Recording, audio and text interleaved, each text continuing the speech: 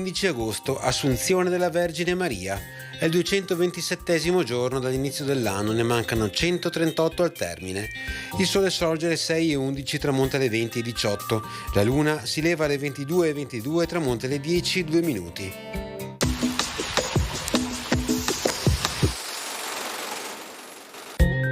Nani di Carlone, mercante veneziano di spezie, persuade i ravennati a mettersi sotto la protezione delle ali di San Marco. La Repubblica di Venezia prende così formale possesso di Ravenna.